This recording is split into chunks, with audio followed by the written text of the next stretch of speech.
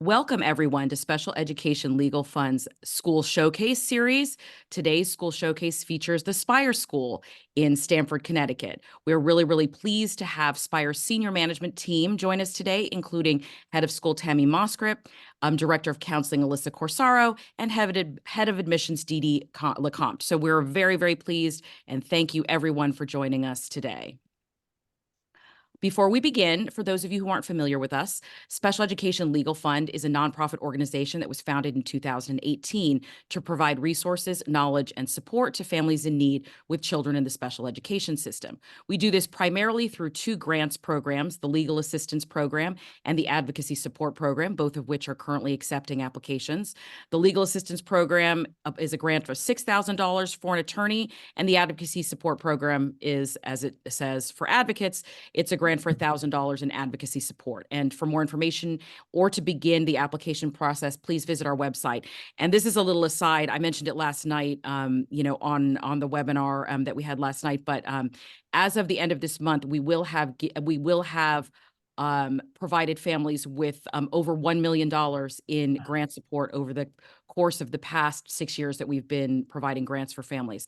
So, that's a little milestone for us that I'm, pleased to be sharing today. Wanted to call attention to our upcoming webinar.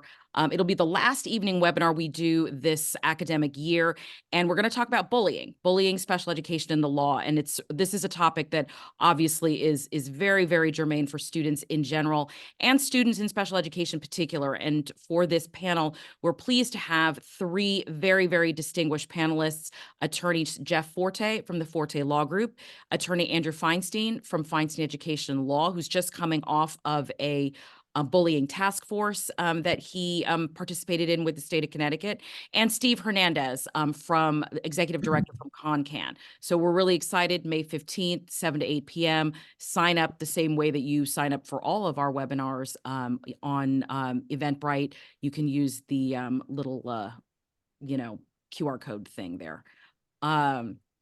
Our next showcase, just to call attention to that, will be also in about 3 weeks' time on May 16th, and featuring Chapel Haven Schliefer Center. We're really excited about this one because we are going to spend special attention talking about what makes Chapel Haven a community, the community campus, the layout of the apartments and the living spaces and the community center.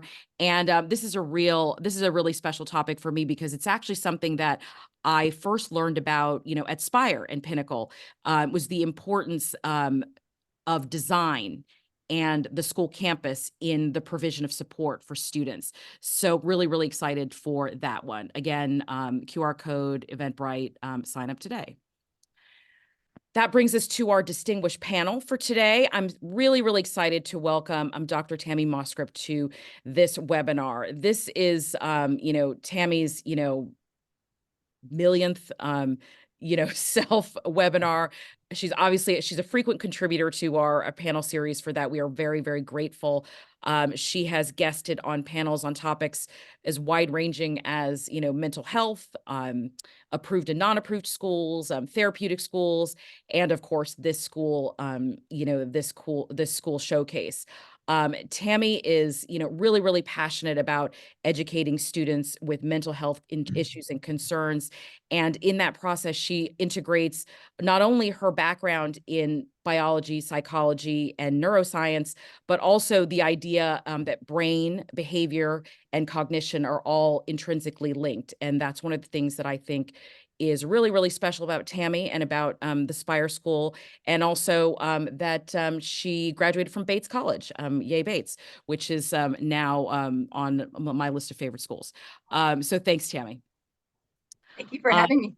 Next on our panel is Alyssa Corsaro, who is the Director of Counseling and Life Coach at the Spire School. And we're really excited for Alyssa to be joining us on this call because the Life Coach program is one of the things that I think makes Spire incredibly special. And I'm really glad that she'll be able to join us to talk specifically about that program, what life coaches do, and how that support is integrated into the Spire curriculum and day for students. So thank you, Alyssa. Thank you. And finally, last but not least, Dee Dee and I are old friends. Dee Dee, this morning I was like, is it possible that she hasn't been on a webinar before? Because it feels to me like you have, but but you haven't. This is your first one. So so that's amazing. And I'm really excited to welcome Dee Dee. Dee Dee has a passion for education. She's the director of admissions at Spire, and really, in my view, has her her finger on the pulse of, what students, what learning profiles Spire is ideally positioned to support. I'm really excited that she's going to be on the webinar today, answering all of our important questions. So just because this wouldn't be a webinar without a disclaimer, this webinar panel is presented for informational purposes only. This is intended as a resource for families who are navigating the special education system in Connecticut or New York, and is not intended to provide legal support, advice, or assistance to any particular individual, nor is it intended to replace the advice and counsel of a qualified special education attorney. This webinar should not be construed as an endorsement by Special Education Legal Fund or any of its representatives of any of the participating attorneys, advocates, professionals, or schools included in the panel. For webinar participants, this should be viewed as a public forum. Do not ask questions via the Zoom platform, either in the Q&A or the chat, about your child or your child's specific legal or educational situation. Please refrain from any comments that include identifiable information about your child, including name, grade, school, or school district. And please remember that your screen name could be visible to participants in the panel, panelists, and Special Education Legal Fund. This webinar is being recorded and may be distributed and shown at a later date by Special Education Legal Fund. And now I'm really pleased to be able to, to show you all a short video of, a visit that I had to Spire a few weeks ago, and I was really pleased to be able to, to take a visit and get to know the school again, see it, with fresh eyes. So here you go.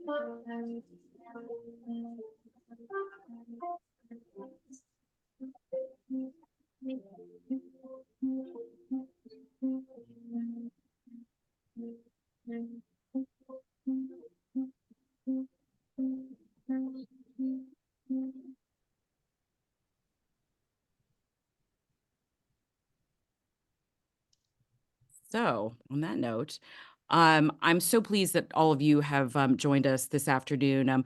I'd like to start this discussion, if everyone could go around and talk about your path and how that led you to the Spire School. Tammy, would you like to start? Certainly. Thank you so much for having us. This is a wonderful opportunity to share more about Spire and to learn more about self. So thank you.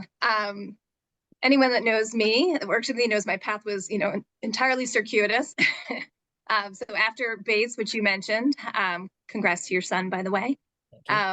I took a couple years off. I actually spent a decade working with non-human primates. I worked in the monkey world doing cognitive neuroscience, experimental research psychology. Got my doctorate from Columbia, took some time off, and that's when I really started to dive into human adolescents. I was working initially for a tutoring and test prep company. I've been tutoring for 20 years. And then started really specializing with students that might have had Lyme disease or traumatic brain injury. And so there was sort of the cognitive impact in addition to a social emotional impact, and realized my monkey experience really didn't prepare me for the rich worlds of humans. So I went back and got my master's in clinical social work and became an LCSW. And so I ended up joining Grant Education Group at the very onset of beginning the Spire School back in 2010. And I have been here ever since as its head of school. Wow, has it been that long? It Gosh, has. crazy. Dee Dee? Thank you again, Christine, for having us and for everybody who's tuned in. It's really a pleasure to be here and share information about Spire, as Tammy just said. My route to where I am was also very circuitous. I had worked for Mademoiselle Magazine, Cheeseboro Ponds, a couple of family businesses. But I think what really got me here are my kids and my love of different schools. One of my children took us down a path we never saw coming. That included a therapeutic wilderness program, a therapeutic boarding school, and 3 psychiatric hospitalizations. So I have great empathy for any family on any journey, and recognizing that you don't know how long it's going to take. You got to be open-minded and patient, and that can be really, really tough as a parent who wants to dig in and just help right now and fix things. But I did a lot of volunteer work and a lot of training, and I feel very fortunate to be here where I can take all of the different parts of my previous life and put them together, and be as helpful as I can. And I think Spire has given me that opportunity. I started in 2009, so the year after Tammy, and was able to be on the ground floor with Spire as well. So it's a pleasure to be here and meet all the incredible families and colleagues that I work with on a day-to-day basis. Wonderful. Alyssa? So I graduated with my Bachelor of Art degree in psychology from Southern Connecticut State University. And I always knew I wanted to work with kids. I didn't know in what capacity. I originally thought I maybe wanted to be a teacher.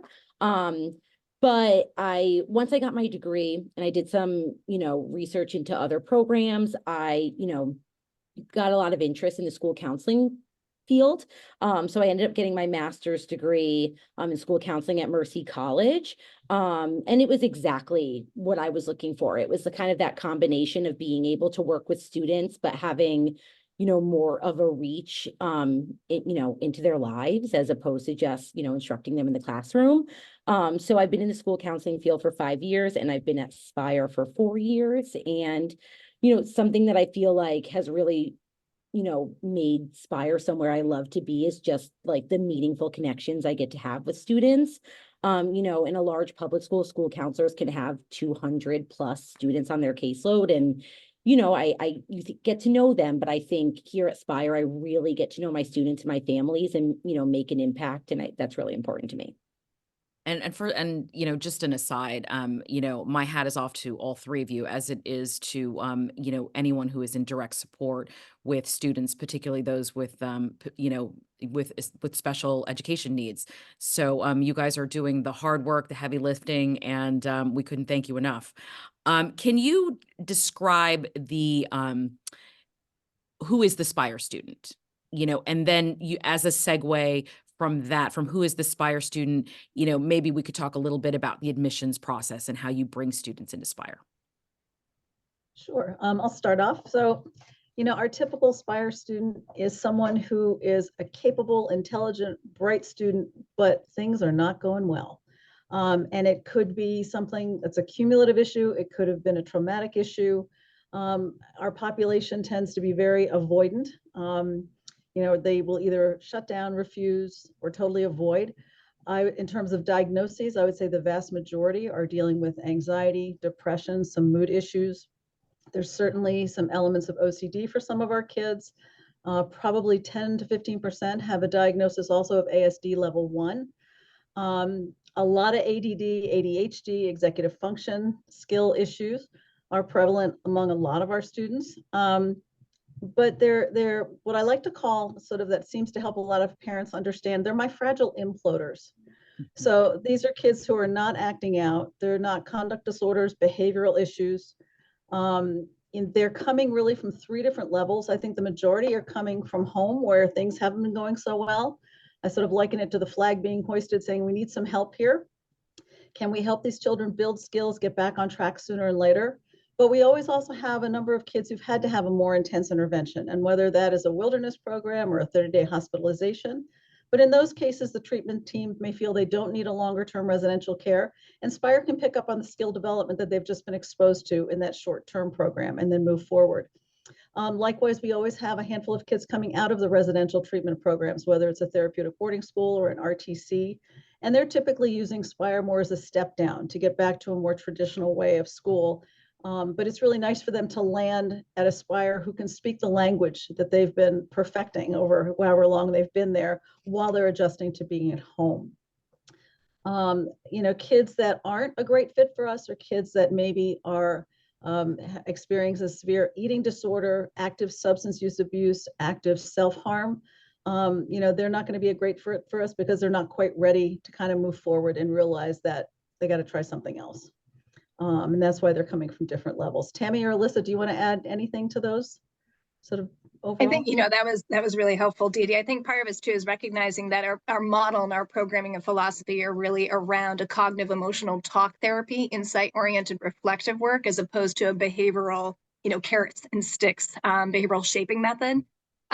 Typically, our student type doesn't respond really well to, reinforcement contingencies. You'll get some short-term gain, but over the long term, we're really invested in the intrinsic motivation, helping them kind of understand pros and cons and natural consequences of decision making, and for them to internalize a sense of responsibility and personal agency about where they want to be and how they want to be received by the world.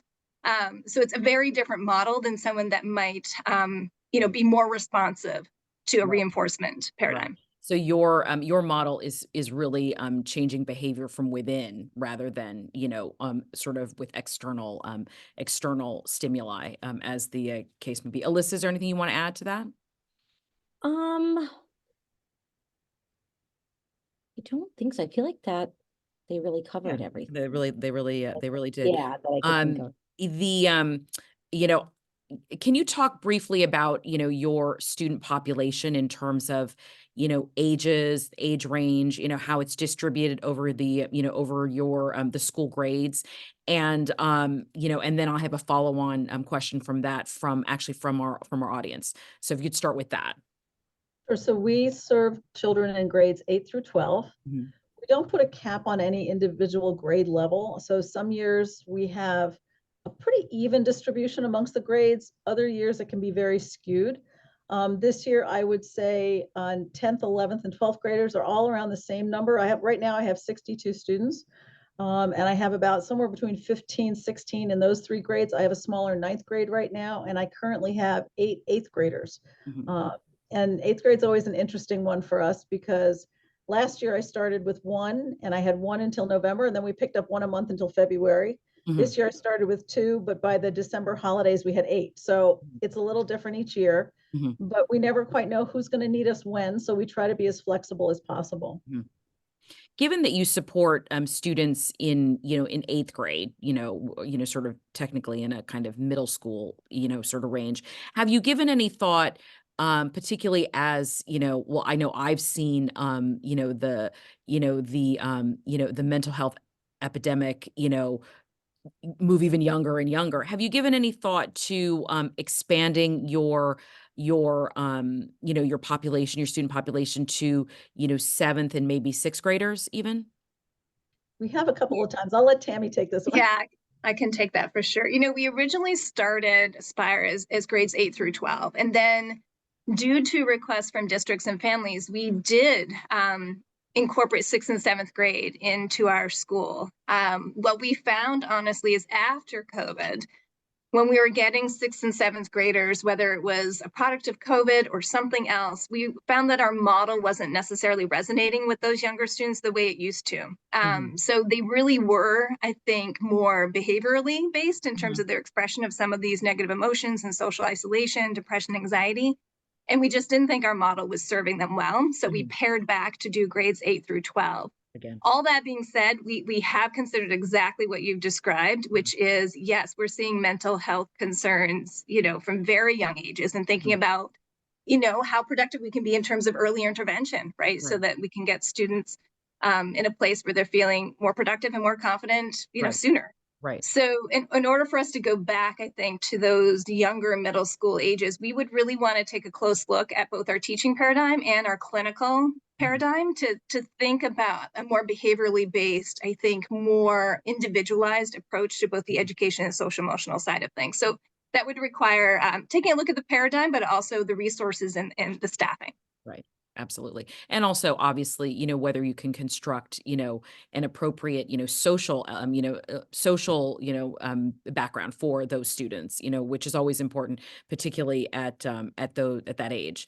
Dee Dee, can you walk us through the admissions process for Spire and how, I know, and your answer before was really, really helpful in terms of, where Spire sits in terms of, a step up program for, children that are at home that are needing more support in that flagpole type of scenario, or students that are stepping down from a more intensive program. Can you talk about the admissions process, and, for both those types of, of students that come to you? Absolutely, happy to. So we have students, about 75% of our kids right now are placed by their public school districts. Mhm. So in those cases, typically I'm hearing from the district first, in terms of, do I have an opening? Could I take this referral? And they will send us a referral packet, we'll review it, and then move forward to contact the parents, and then move forward. And I'll explain the rest of the process in a moment. Sometimes parents will find us first. Whether they've been on our website and send in an inquiry, they've heard from a friend, they've heard from somebody at NAMI, whatever the referral basis, in which case the process sort of starts there, that I'll do an initial phone call with them. It usually takes about 45 minutes to really sort of get a lot of information about the child and have them have an opportunity to, ask preliminary questions. In those cases, those families could be a potential privately placed family, or it could be a district. So chicken and egg, sometimes I'll get one way, sometimes the other way. Mhm. But in all cases, it really does start with an intake with the parents. And then typically the next step is a tour, most times for the parents coming on their own first, because in these cases, kids are coming to us with their families. They really need a win. They've had something really tough happen. And so we usually encourage the parents to come on their own first and kind of walk around. Could I see my child here? Mhm. Could this be a fit?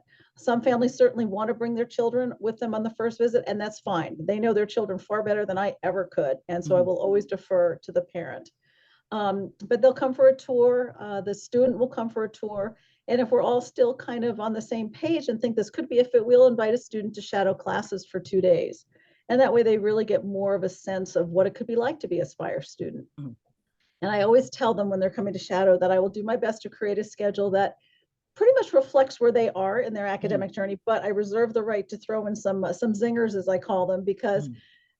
and I always tell this in front of the parents, because inevitably at the end of the shadow day, a student might say to their parent, "Why did she put me in that class? Mhm. I don't understand." And I said, truly, it's not to torture you. It's Mhm. really to give you a larger breadth of who's here, Yeah. to meet more kids, more parents. So we really do have a flavor of what it could be like to be a student here, and not just sort of pigeonholed in your grade. Yeah. Um, Absolutely. but I think, what happens is I'm a little more flexible on the admission sort of process, if you will, because I'm trying to play to the family's needs. So if they are willing to share, the testing and reports and transcripts up front for a privately paced family, that's great. Like when the district sends a referral packet. But if they really want to come take a look first, that's okay too. Mhm. We're Mhm. going to get to the same place in the long run. Yeah. That's Uh, nice. And I think it's, but we're that's. gathering information. I think one of the most important pieces for any of our potential students is a release of information that we ask from the families, so that we can speak to outside providers, other school counselors, if they've been in a program, because all of these pieces help us figure out, can we support this child appropriately? And that's really what it's all about. It's got to be a good fit for them, for us, for our community. And I was just going to say that if it is a district placed, obviously we will get through the process, notify the district, and then there's a PPT for a district placed student. Right. How do you transition a student into Spire? As the Spire, the student, you've gone through, whatever your process is. They're either stepping up into, this more therapeutic environment, or they're stepping down from a residential facility or something like that. How do you, you know, um, when I ask this question, I'm always thinking about, like, someone wrapping their arms around a child. Like, how do you bring a child into your community? Well, I think it really starts first with the shadow days Mhm. because they actually get to experience meeting a life coach, going to group, meeting some of the kids and teachers. And it's a very welcoming and empathetic community. So it's not uncommon for, current students to walk up to a shadow student saying, "Hey, let me show you to your next class." Mhm. And sitting and if we think that we need to orchestrate somebody to sit with them at lunch, we want to do that too, because we want them to feel comfortable to the best of our ability. And some of them are definitely more sort of comfortable sooner than later. But when it comes to actually bringing them into the school, I'm going to let Alyssa address a good bit of this, because a lot of it depends on when they're coming in, if they've been in school recently or they've missed a lot of school, because we do have rolling admissions and we accepting kids and bring them into really till early June. Mhm. And so Alyssa, I'm going to bounce it over to you for transition and scheduling and all those good things. Yep.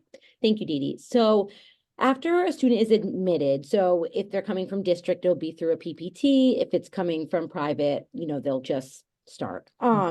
So what we do, well, what I do is I take their transcripts and I create a credit eval. So I go through their transcripts, see what classes they've taken, what credits they've accumulated. And then it also is really the year that they're in. So have they been in school thus far, or have they been in a program? Mhm. So there's some gaps. And that's when we really determine, most of the time, we put them into our Spire transition program. Mhm. So different than transition out of high school. So Yeah. our Spire transition program, really is the opportunity for the students to meet one-on-one with the teachers for, it can be a week long, it can be a month long. It really goes at the student's pace of where they are.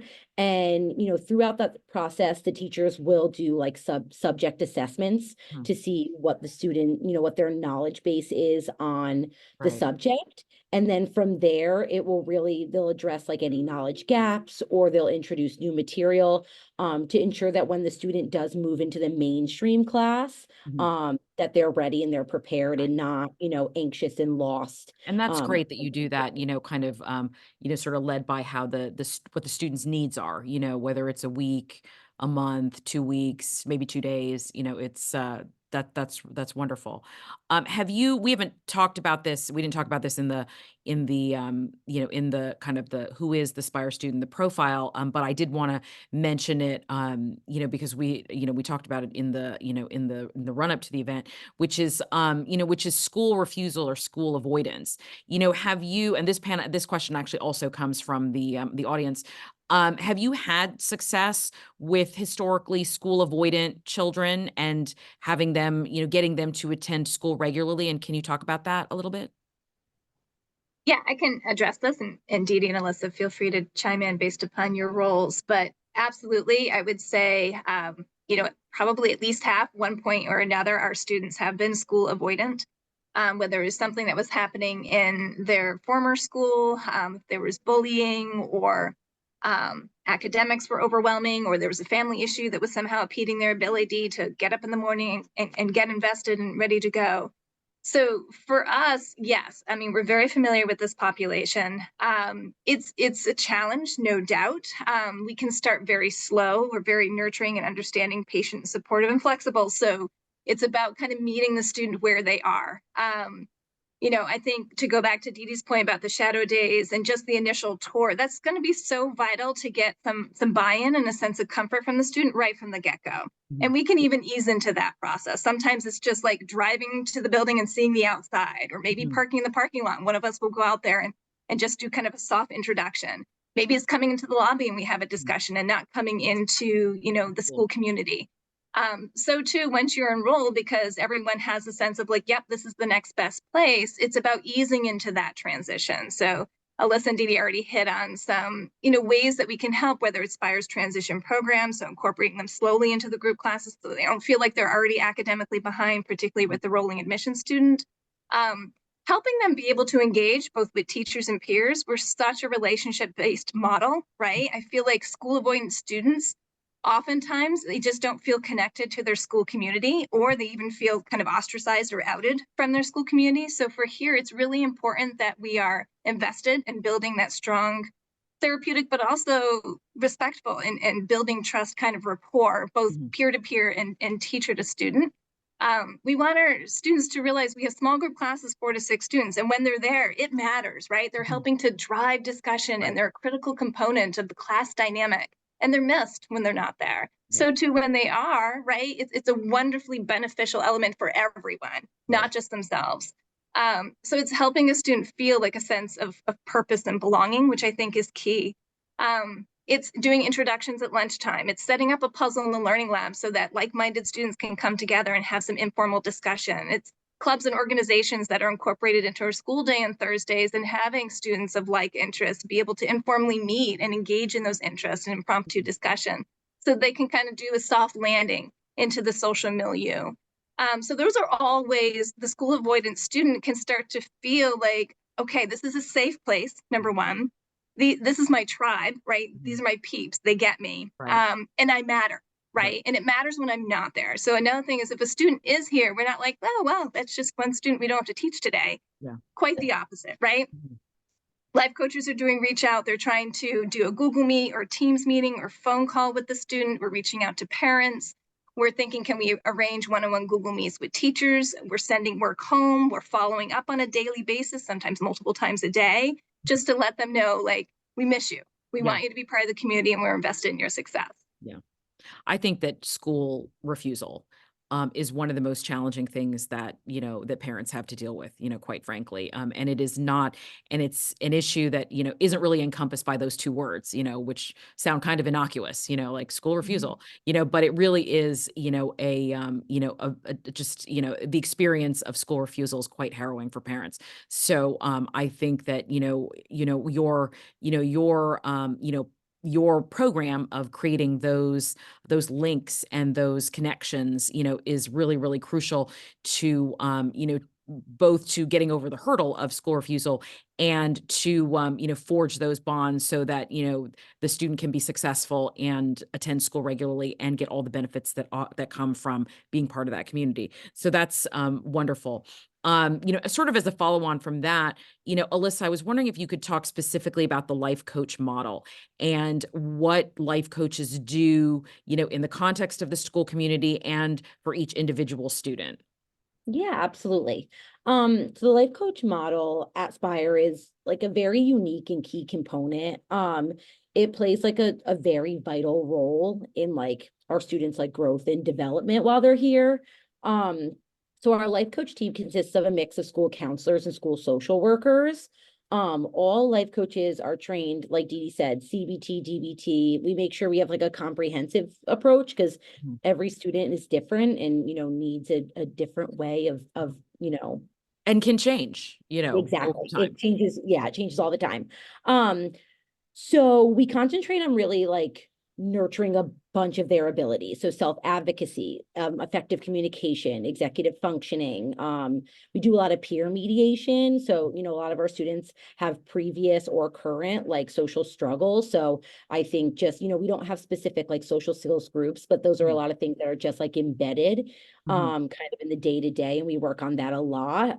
Resilience, emotional regulation, problem solving, conflict resolution, all that good stuff. We address these topics either in our one-on-one sessions with students, or we do have 3 therapeutic groups that we run. The life coach team runs weekly. We have a Know Thyself group, which is a psychoeducational group that puts a lot of emphasis on like self-understanding. So they focus on a lot of like coping skills, self-esteem, self-care, things like that. Then we have an executive functioning group, and we focus on all things executive functioning, which I think everybody needs to work on forever. It's not just for our students, I learn things every day too.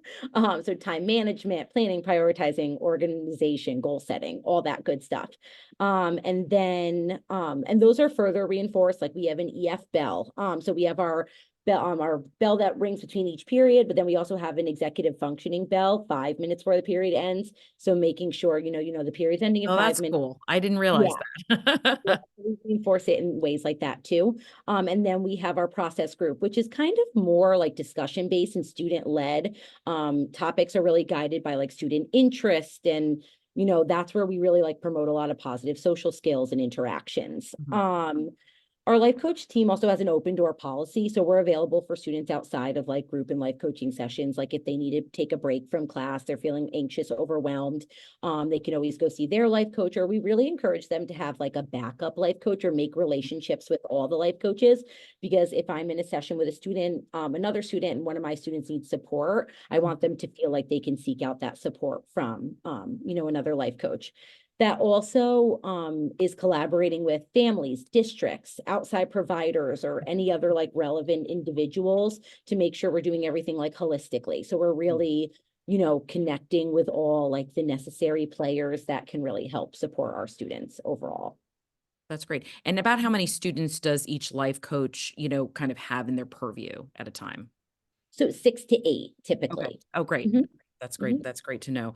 So you kind of touched on this in your, in your comments, and I'd love if you could expand a little bit more on really the way in which services are provided to students as part of their day. And, and that's obviously you deal with a lot of district place kids. So you have kids that are coming from an environment where there's, I don't want to say a checklist, but there is, there's a list of services that are being provided to a student in a particular period of time. And, part of the, what makes your model, special, and the model of schools like Pinnacle as well, is that, your support is part of kind of the total milieu as opposed to, checking off these boxes. So, if you could talk about that a little bit, about how you're providing support, and anybody can answer this question. I'm not picking on Alyssa. If you could talk a little bit about how you do that at Spire and how you integrate supports for students into the day. Yeah, I can certainly start. And I wanted to actually extend some of Alyssa's thoughts on the life coach role, because bringing it back to the school refusal and also working within a system and having that collaboration and cooperation with parents, the life coaches are vital in terms of that point of contact. So they're having weekly contact, sometimes more frequently, with parents. There's always check-ins. There's work being done to kind of understand how the weekend went or the day before, because it is a very dynamic process. I think so too. They're very much in touch with the students during the course of the day, right? A student in the morning might be very different than the student 2 hours later. So it's kind of bending and flexing and being aware of kind of the student's ability to engage productively in the day. And that requires some parent cooperation too, because what we often hear is a school avoidant student who has a tough day at school, the first thing they are is texting mom and dad or calling them being like, I can't take this, come get me. Right. And then mom or dad shows up and, child escapes the difficult situation only for us to face it again tomorrow. The next day. Yeah. So, we have a full-time nurse. So obviously if there's a genuine physiological need, like we will be, in touch with you and sending them home for care. However, for the most part, if it's an uncomfortable day, we really have the parents invest in what we do here with the life coach model, which is working with that student, talking through the issue, exploring what the triggers would be, trying to help them use coping skills, trying to help them re-engage in the day, and asking parents, please, unless you've heard from your life coach or administrator, please don't show up to rescue, right? We're trying to really help the student realize they can get to the other side of a difficult situation through their own work and sense of agency, as opposed to the escape avoidance cycle, which can result when we're faced with something difficult and we don't work through to the other side to recognize the difficulty, will pass eventually. So they can gain confidence over time. So I think that's a huge part of what we do that, again, is embedded in the day. Certainly we have students as they're going throughout the day, part of what's therapeutic here is recognizing maybe paradoxically that we're not going to remove academic obstacles, right? Yeah. We're not here to remove homework because it's difficult. We're not here to say you don't take a final exam because they're stressful. We're not here to say we're not going to give you rigorous coursework because And it's that's the too great thing challenging. about your program, honestly, not to interrupt you, but, one of the first line defenses for, in a traditional school setting for dealing with anxiety is to remove the expectation of academic demand.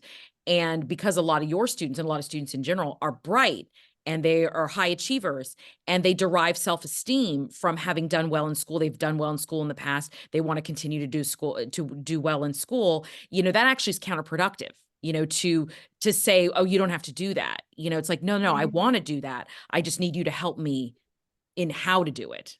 So I think Yeah. that's great. Sorry to cut in there. No, you hit the nail right on the head. Yeah, I think it's so important. A lot of our students coming from the public school, they think they're doing something helpful. And for some students, it genuinely is to reduce the academic burden, right? So there's removing the sense of overwhelm. Maybe those AP classes, go to standard or college prep classes. Maybe we drop off the electives or we replace art with, another math class.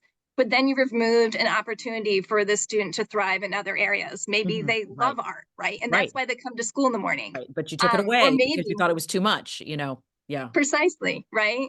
So we really do the opposite here, and this kind of speaks to the services and support. We do offer a whole range of academic resources and support. So we certainly have the college prep, the AP classes, and the UConn early college experience classes where students can get college credit as high schoolers. And then we're meeting them where they are, right? Mhm. So there's a lot of individualization to help support them to thrive in that class rather than avoiding the stress and the responsibility of helping them feel challenged in a supportive way. So we might have academic resource again that we can provide if a student needs that and that's agreed to with the family in the district. There can be additional executive function skill support, which is above and beyond what would be embedded in the day that would be individualized. Certainly there can be one-on-one speech and language and occupational therapy work that can be an add-on as well. Mhm. Because we're just mindful of this holistic human being and all that goes into helping them feel productive and successful. Mhm. Christine, I Absolutely. wanted to add one other thing when we were Sure. talking about, profiles of the students. One of the things that we didn't talk about was some learning differences. I would say Spire can work well with kids that have mild to moderate learning differences. Mhm. If it's getting very complex, then we may not be the best place. Right. But we will get kids who have a very high IQ, but maybe their processing speed is Mhm. average. Right. And that can be really tough when they hit high school, when the Mhm. demand and the amount of work ramps up. And the These are speed. kids that Yeah. always thought that they were very capable, told they were really smart, and all of a sudden hit some proverbial brick wall in high Mhm. school. And they're the ones oftentimes where the district will say, let's drop that down a level. Let's go Right. from AP to honors. Let's go from honors to standard. And it does relieve pressure for the immediate time frame. But what we find for all the kids here to whom that's happened, within a few weeks, they start thinking that the adults in their world don't believe in them anymore either. And maybe they're not as smart as they thought they were. Right. And that is one of the things that we don't want to do here, Right. because Absolutely. we want them to know they are capable. It's going to be work. You may be in a hole, but that's okay. We're going to work with you to get out of that hole. Mhm. That's great, and that's a great point, and I'm glad you brought that up.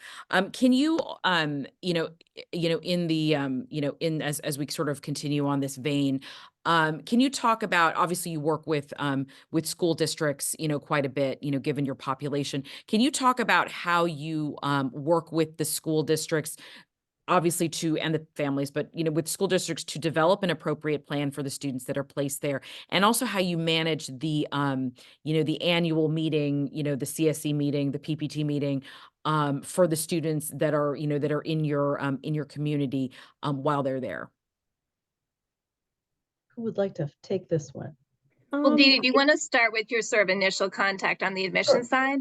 Sure, absolutely. So obviously in the beginning, if the district is sending me a referral and we're working through the admissions process and then going to PPT, and then typically at the PPT is where our education director, Cynthia Hendrickson, comes in.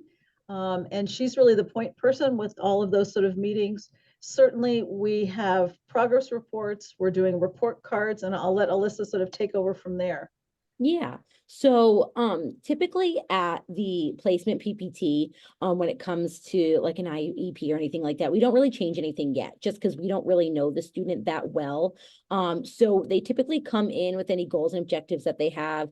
Then we meet again after 30 days. And by that time, we've really gathered a lot of knowledge in the classroom and, in sessions and just in the community. So at that point, we would modify, change, remove, add any like goals, objectives, services, things things like that that we think are necessary.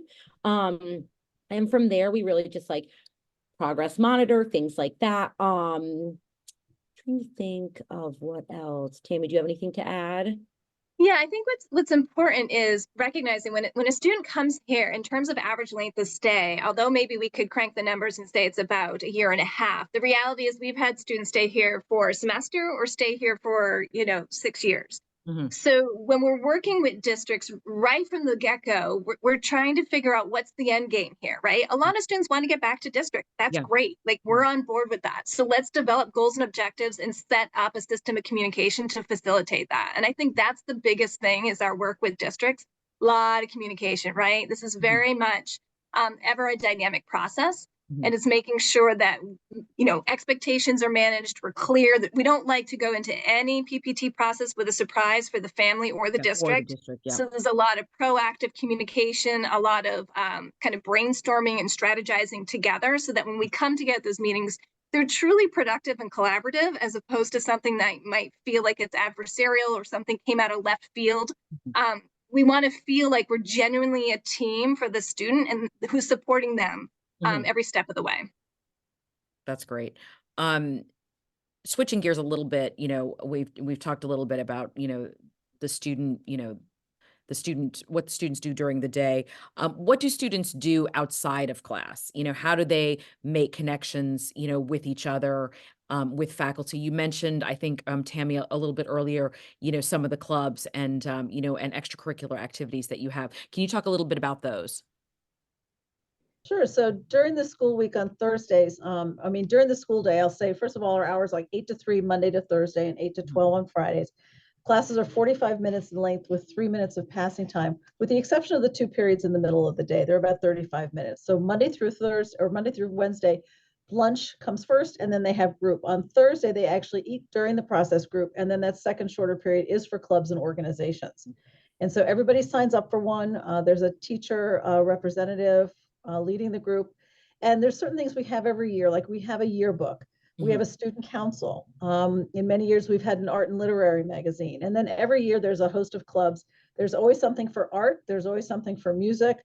There's always something for motion or moving. It could be a walking club. It could be stretching, yoga, what have you. Sometimes it's a combination. And over the years, we've had a variety of clubs, everything from current events and culinary arts, which actually, the culinary arts actually turned into an elective, which was really kind of fun. Oh, great. The film club turned into a film studies elective, so that's Oh, really great. fun. Amazing. And like right now we have like board games, which is like chess. There's Dungeons and Dragons. There's improv. There's a 3D printing club. All right, ladies, what else am I forgetting? We one of the fun ones we've had in the past was cosmetology.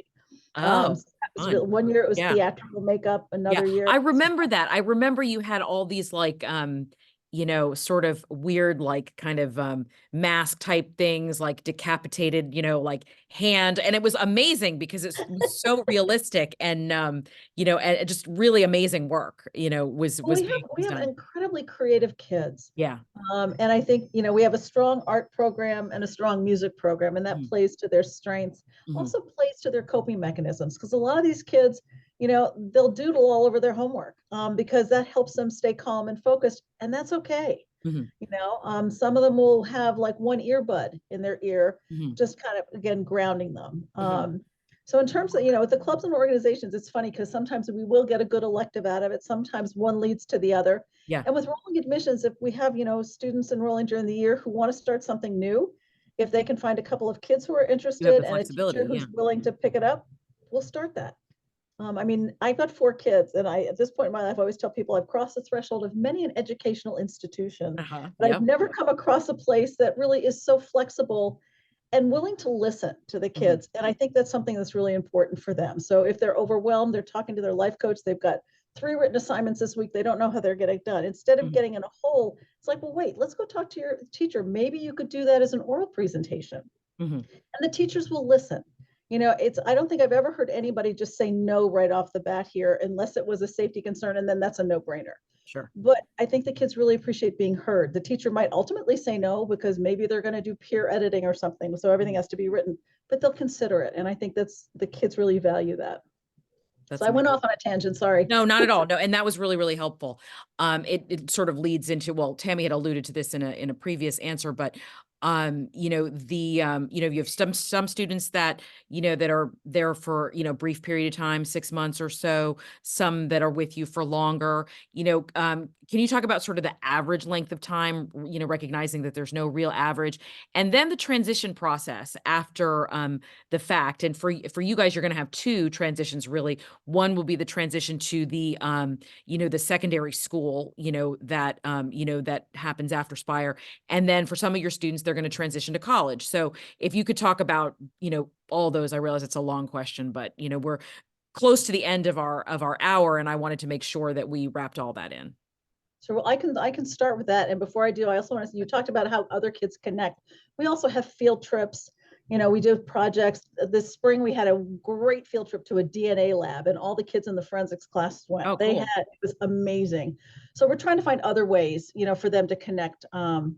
We do music production. There's a music performance coming up. So there's lots of ways for them to meet each other. As Tammy had said earlier, like with the clubs, finding like-minded folks. And connect. As far as transition goes, an average length of stay, as Tammy said, anywhere from like a semester to 6 years. I think we will have our first 7-year senior next year, as one of the kiddos who was here in like 6th, 7th grade. But as far as transitions, it's really a lot of communication, definitely. And Alyssa, I'm going to toss it to you in terms of the college process and other transitions. Not to backtrack for a second, but I just wanted to add in, we also do like a World Culture Day. We also try to I was just there. I was there the day after World Culture Yes, Day. the day you took the video was World Culture Day. Yeah. So just like ways to just get the students and also our faculty to really, like mesh together and enjoy things. We also try to combine groups sometimes to do like larger things. So I know right now some of the groups are working on a EF picnic. So like who's going to bring what to the picnic and how it's going to be organized. Oh, and nice.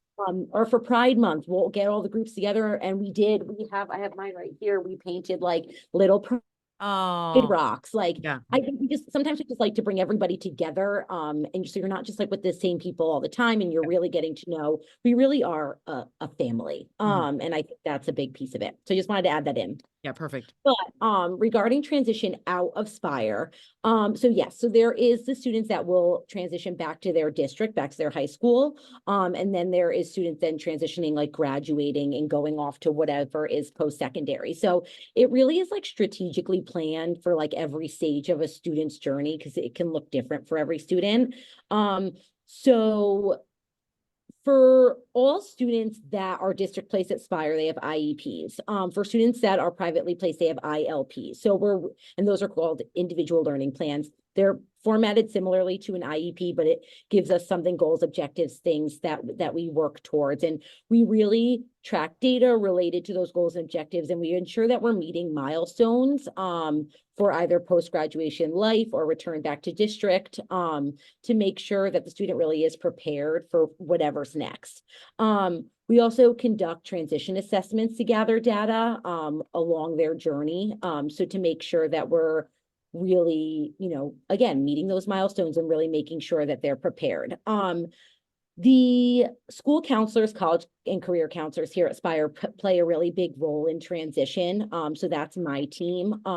We start to work with, we're working with students, because some of us are, we're a mixture of the school social workers and school counselors, but so we're all really working with all the grades on, moving to the next step. But second semester, junior year is where we really start to dive in.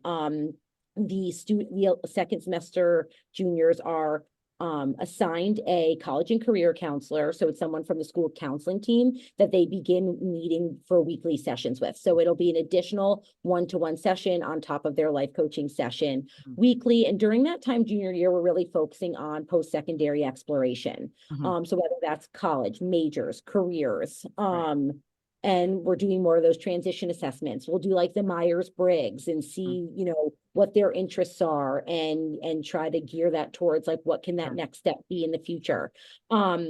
So after that, once we enter into senior year, Mhm. they continue with that college counselor all senior year.